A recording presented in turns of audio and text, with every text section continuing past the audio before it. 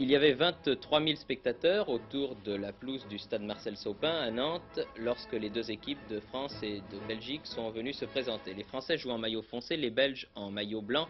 Et dès les premiers échanges, on s'aperçoit que ce match sera tendu, âprement disputé, pour deux raisons. D'abord parce que le vent souffle violemment en première mi-temps en faveur des Belges, et ensuite parce que les récentes pluies ont alourdi considérablement le terrain, le rendant très difficile, les contrôles de balles étant hasardeux, gênant pour la plupart des joueurs, les Belges comme les Français du reste. Pourtant, les Belges, plus forts physiquement, s'imposent en première mi-temps grâce à Hanon, leur capitaine, qui rejouait au poste de ses débuts, demi, et grâce surtout à l'ailier gauche Puys, dont tous les tirs sont dangereux, grâce surtout enfin au jeu de tête des deux avant-centres, Claessen et De Vrient.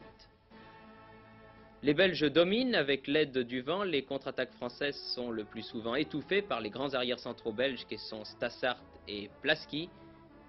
Et très normalement, les Belges devaient ouvrir le score sur un centre de De Vrient. Claessen sautait plus haut que tout le monde. Aubourg manquait de très peu de sortir ce ballon, mais finalement, avec le poteau, la balle rentrait au fond des filets. On jouait depuis 37 minutes et les Belges, logiquement, menaient par 1-0, tel devait être le score à la mi-temps.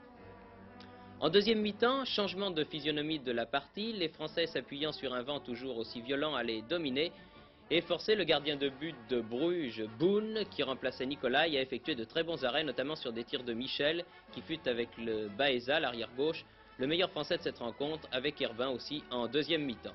Du reste, les Français, surtout les défenseurs, Bosquier, Aubourg, Quittet, ont été bons, très bons même, alors que les attaquants ne se faisaient pas trop remarquer, même Loubet, que l'on disait en très grande forme et qui fut pourtant l'un des plus dangereux avec Revelli. Les Français devaient obtenir l'égalisation à la fin de la partie, à 6 minutes de la fin très exactement, grâce à son capitaine Herbin, qui trompait le gardien de but belge Boone, un but partout. Résultat nul qui permet à la France d'envisager le printemps avec optimisme en Coupe d'Europe des Nations.